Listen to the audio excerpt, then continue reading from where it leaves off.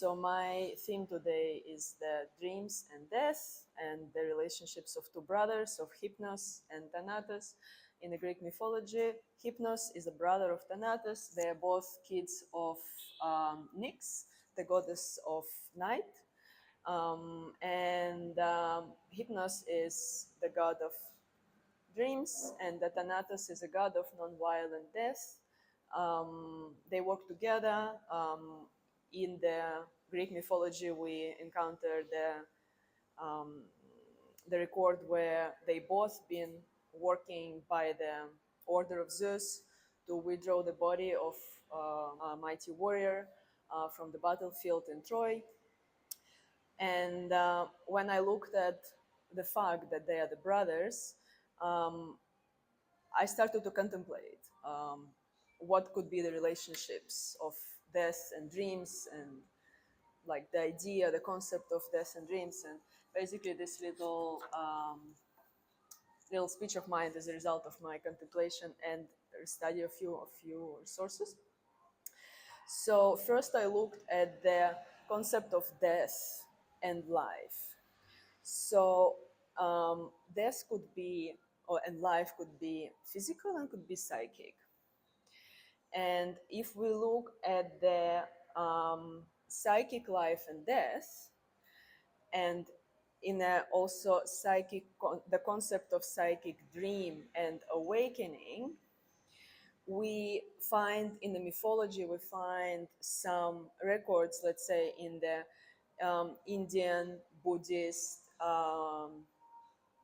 culture and religion, where the psychic death is the, or psychic sleep is the forgetfulness of, is the forgetting or losing the connection with the higher source.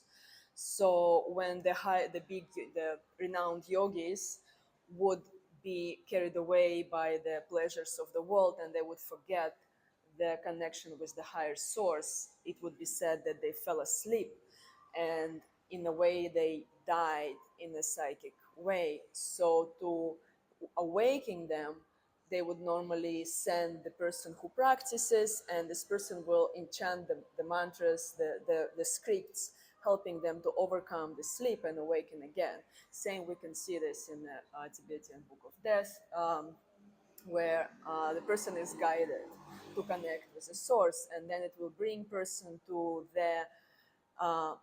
the psychic life or psychic awakening, where the person is reconnected with the higher meaning of life, with a higher source, which helps him to move on the right direction. In the same time, I've been contemplating about the physical death and physical life, or physical sleep and physical awakening. And then when I thought about it, in the book of the Mircea Eliade, the structure of myth, it's a beautiful example of Plato, where he talks about that while the person is alive, he is actually asleep. And when the person is physically dying, he is actually awakening to the connection with the real world. So again, here we give this beautiful metaphor of living and sleeping, where the life and being asleep comes together, and dying on the physical, but waking up on the subtle, on the energetic piece. So basically, Plato used to say that the physical life is a time where our life forgets the ideas and loses the connection with the transcendental truth. Yeah, and then when the death happens, it connects.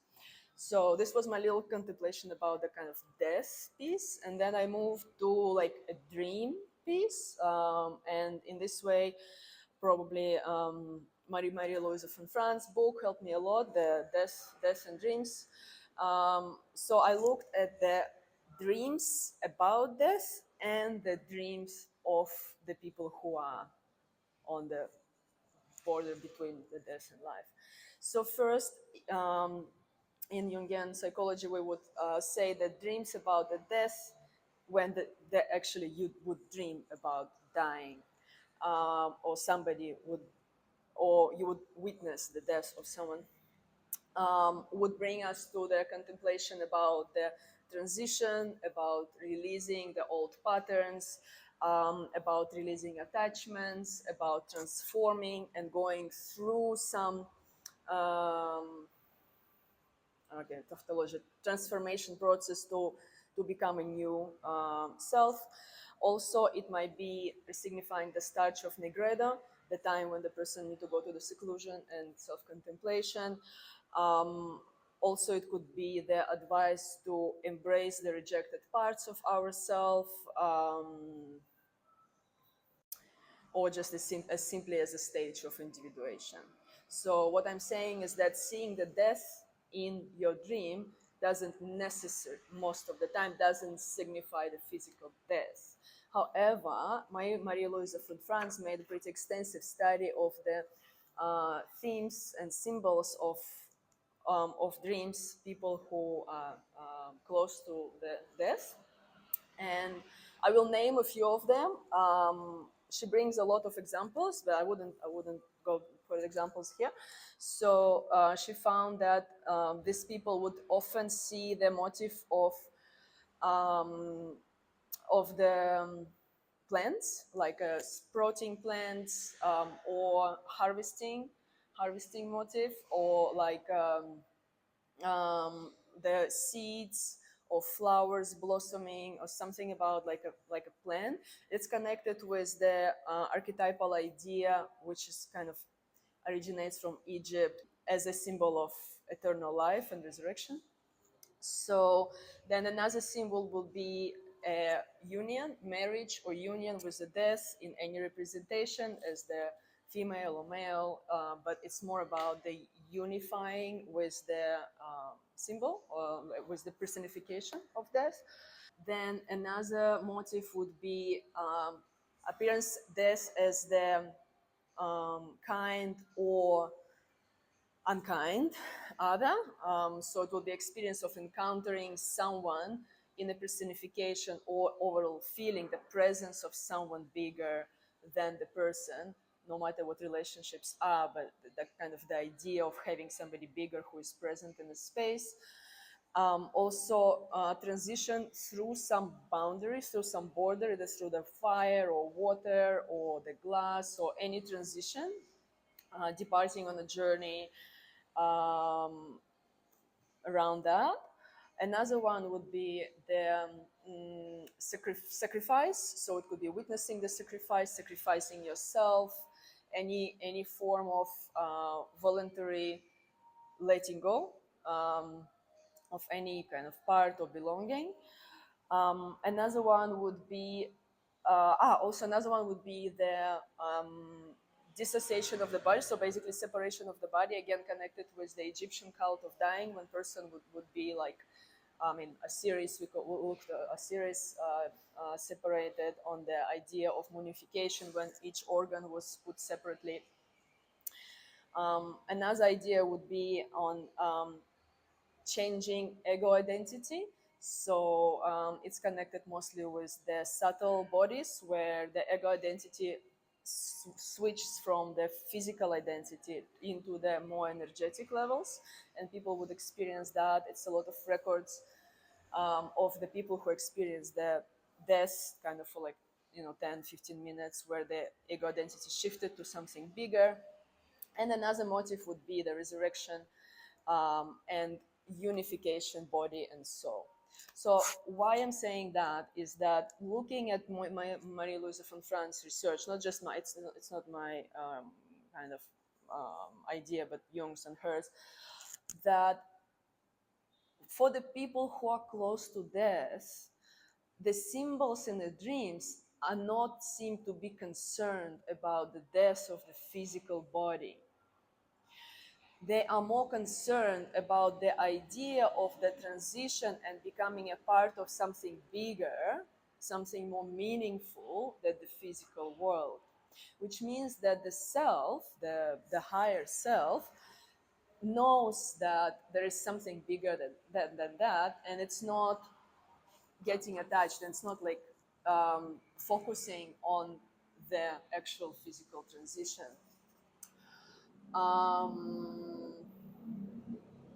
what's important for fourth self is the, I'm just trying to translate the quote from Maria from France, is the grand doing, the completion of internal wholeness, which can be achieved only through the contact with the self. Yeah, and again, just concluding all the thing, the dreams and the death as the relationships of two brothers bring us to understanding that it's it's a doorways to the connection with the self. Dreams are the one, it's more like a smaller, I would say, the window that shows us what can be seen there and what can we bring to this reality from there. And the death is like a big, beautiful door that goes straight to the connection with the self. And the fact that they all intertwine in very non-linear way, as we can see, there is no like black or white, it's all playing together in like all shades of gray, and we can contemplate on the symbolism of it a lot. And I believe just thinking about it brings us to deeper connection of the concept of dreams related to the life, and death related to living physical psychological connection with self and just with the real world. So yeah, this was my little contemplation about Thank you so much. that. Yeah, thanks.